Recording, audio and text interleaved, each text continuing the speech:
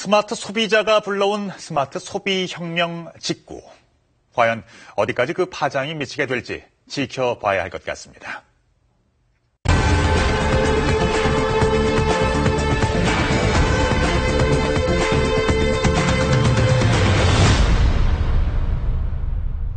(2014년) 갑오년을 청마의 해라고들 말합니다. 또 많은 이들의 노래가 청마처럼 행운과 도약과 변화의 한 해가 되기를 기대합니다. 그런데 여러분, 푸른색 말, 청마는 과연 실제로 존재하는 것일까요? 기자가 간다. 홍희정 기자입니다. 제주도 한라산 중턱. 30여 마리의 말들이 무리지어 뛰어갑니다. 멀리 눈 덮인 한라산이 보이고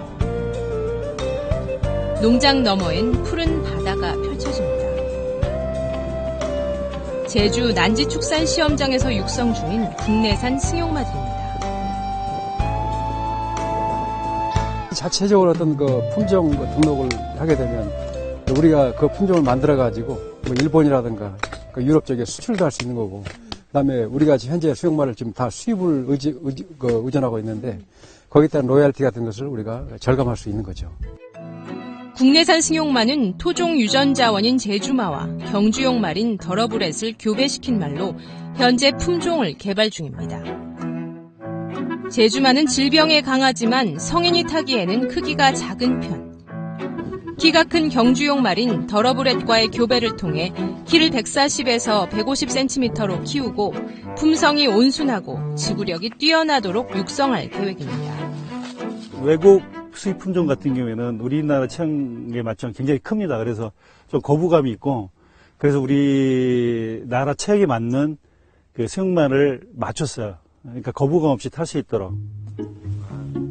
2009년 첫 교배가 이루어진 이래 200여 마리의 망아지가 태어났습니다.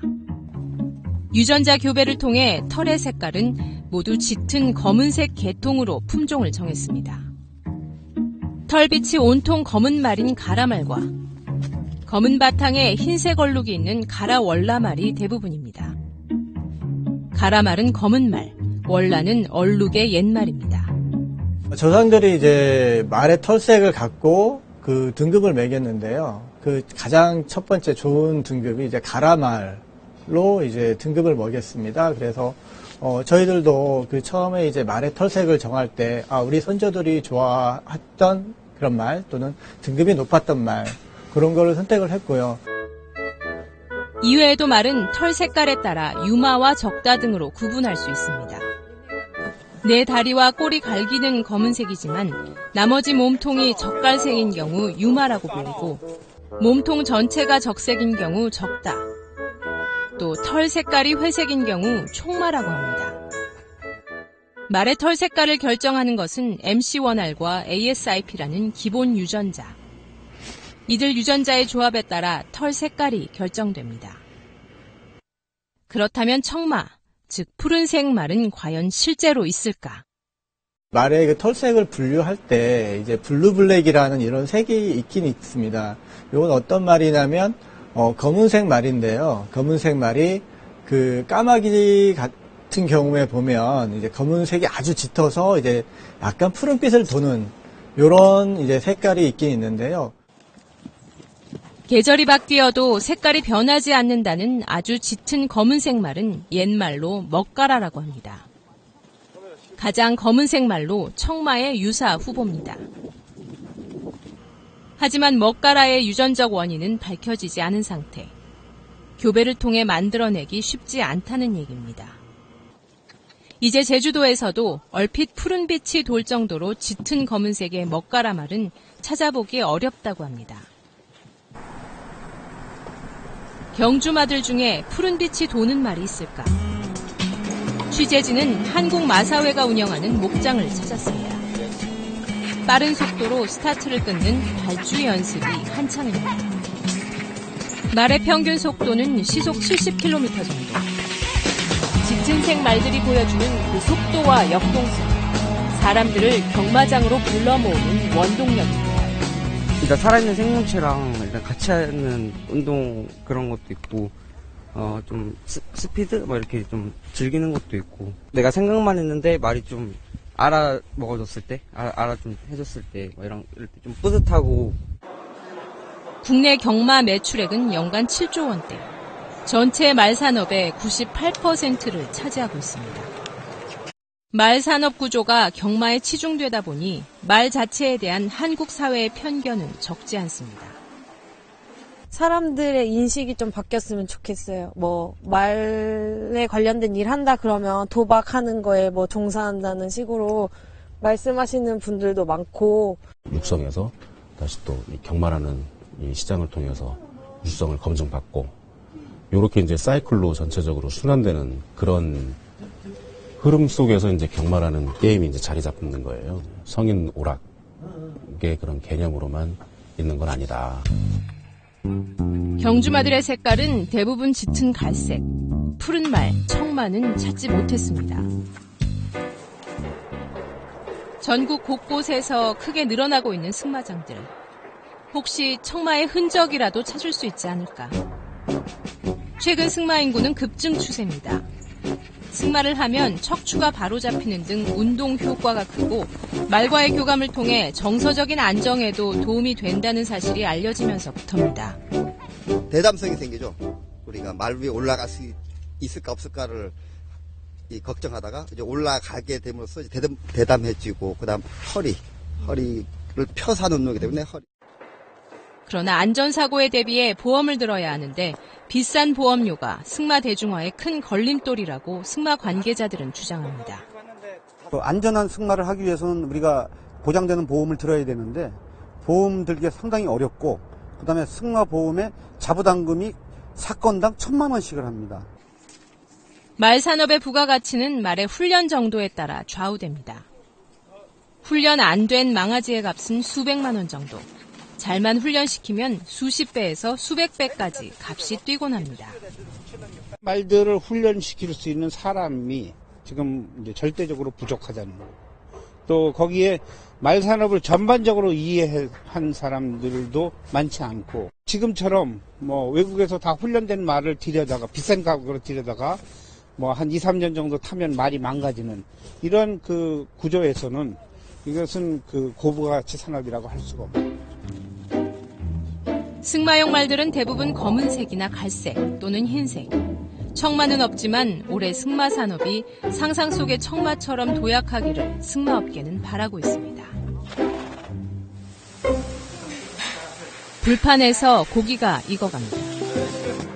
육회부터 만두, 막창에서부터 어린이들이 좋아하는 다진 고기 요리까지 다양한 요리의 주재료는 바로 말고기입니다. 부드럽고 소울이 뭐 A+2인가 뭐 A+ 그것보다도 맛있는 것 같아요. 지방도 별로 없고 맛도 쫄깃하고요. 먹으면은 애들도 맛있어고 잘 먹어요. Very good. 말고기는 고려시대부터 우리 조상들이 즐겨 먹었고 뇌물로 쓰일 정도로 고급 음식이었습니다. 그러나 조선시대 이후 군마 확보를 위해 말 도축이 금지되면서 말고기는 점차 쉽게 접하기 어려워졌습니다. 너무 먹어버리니까, 즐겨 먹어버리니까 뭐 이제 군마용이라든가 국가에서 필요한 말들이 없기 때문에 먹지 말아라 하다 보니까 문화가, 말고기 안 먹는 문화가 이렇게 지금까지 내려오게 된 거죠. 말고기는 즐길 것이라는 편견이 말의 해에는 사라졌으면 좋겠다는 게 관계자들의 바람입니다. 서울 경마공원 마방. 경주용 말에서부터 관상용 말까지 각종 말을 보유 중입니다. 말굽 손질을 마친 검은 말 한 마리가 마방으로 들어옵니다. 네덜란드 북부에 서식하는 프리지안 홀스. 갈기와 긴 꼬리털까지 전부 칠흑 같은 검은색입니다. 조명에 따라선 푸르스름한 빛을 띠기도 합니다. 가장 청마에 가깝다는 프리지안 종. 가격은 수천만 원대입니다. 우리나라엔 현재 2마리만 있는 것으로 알려졌습니다. 외국에서 영화 같은 데 촬영용으로 많이 사용되고 있고, 갈기랑 다리 보시면 잘 자라서 예쁜 형상을 하고 있는 말이에요. 그러나 실제로 푸른 말은 끝내 찾지 못했습니다. 청마는 이제 상상 속의 말이죠. 이제 청마 외국의 서양에서는 이제 유니콘이라고도 하고, 그리고 이제 뭐 행운을 가져주는 이런 말이라고 하는데요. 실질적으로 이제 아주 청색을 띠는 그런 말은 없습니다. 가보년인 2014년은 청마의 해. 그렇다면 왜 청마의 해일까? 해마다 상징이 되는 띠와 색깔은 명리학의 십간과 12지지에 따라 결정됩니다. 갑을병정으로 시작되는 십간 가운데 갑과 을은 푸른색을 뜻합니다. 십간은 붉은색과 황색 등 5가지 색깔로 분류됩니다. 여기에 각 동물을 뜻하는 12지지가 만나면 그 해를 상징하는 띠가 결정되는 겁니다. 지난 2010년 경인년은 백색과 호랑이가 만나 백호가 상징이었고, 흰 토끼의 해를 지나 흑룡과 흑뱀이 상징띠였습니다. 2014년인 가보년은 푸른 말 청마의 해가 되는 겁니다. 지난 2007년 황금돼지의 해라며 떠들썩했던 그 해는 사실은 정해년, 황색 돼지가 아닌 붉은 돼지의 해였습니다. 각종 마케팅을 위해 황금돼지의 해로 포장됐었습니다. 중국에서는 그렇게 부른다라는 이제 말도 있긴 한데 사실 실질적으로는 아무 의미가 없어요. 실제로 중국에서도 그걸 그렇게 부르지도 않고요. 그럼 완전히 상술 때문에 그렇게? 네, 상술 때문에 그런 거예요. 이렇듯 주로 상술에 이용되는 상징띠. 2013년 흑뱀의 해엔 크게 주목받지 않았던 상징띠가 올해는 청마의 해라며 관심을 받고 있습니다. 행운과 도약, 변화와 발전에 대한 바람에서입니다. 그렇다면 가보년은 과연 행운과 도약의 해였을까? 조선왕조 이래 올해 이전까지 가보년은 모두 10번, 동학혁명과 청일전쟁, 가보개혁이 있었던 1894년을 빼면 대체로 조용하게 지났습니다. 임진왜란과 한국전쟁이 각기 마무리되고 안정을 찾아가던 해도 가보년이었습니다. 10개의 사례 중에서 다이나믹하고 격동적이고 큰 사건이 일어나고 그런 사례는 오히려 한 번밖에 없고 오히려 반증이 2개 있는 셈이고 나머지 7개도 뭐 별 문제가 없는 한 10% 정도의 적중률이라면은 그런 대책은 차라리 무의미한 것이죠. 변화와 격동의 해였던 1894년도 외세의 압박 속에 개혁을 해야 했던 시절이었습니다. 우리가 지금은 이제 뭐 분단돼 있고 어차피 워낙 세계 초강대국들이 한반도 주위에 와 있으니까 외세를 완전하게 우리가 배격할 수는 없지만 그래도 역시 우리가 배워야 할 점은 너무 외세에 의존하면 안 된다는 거죠.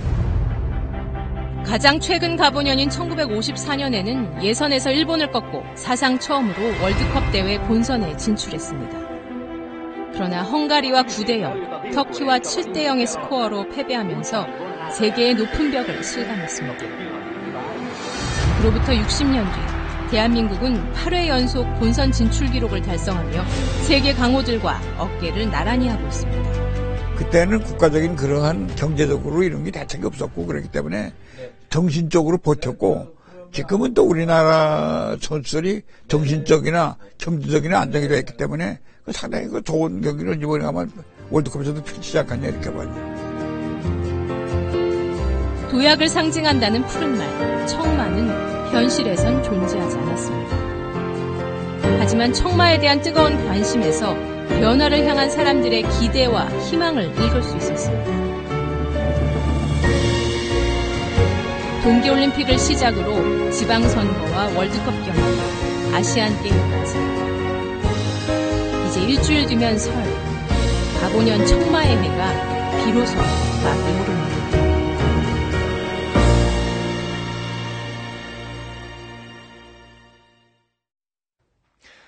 청마, 푸른 말을 찾는 것은 어쩌면 동화 속의 파랑새를 찾는 것만큼이나 허황된 일이었는지도 모르겠습니다. 하지만 앞서 언급한 것처럼 청마에 대한 관심만큼이나 변화에 대한 기대와 희망도 뜨겁습니다. 세계적인 스포츠 행사, 또 지방선거, 이렇게 굵직굵직한 이벤트가 기다리고 있는 올해 가보년. 우리 모두에게 도약과 행운의 해가 되기를 바라는 마음입니다. 취재 8K 마치겠습니다. 고맙습니다.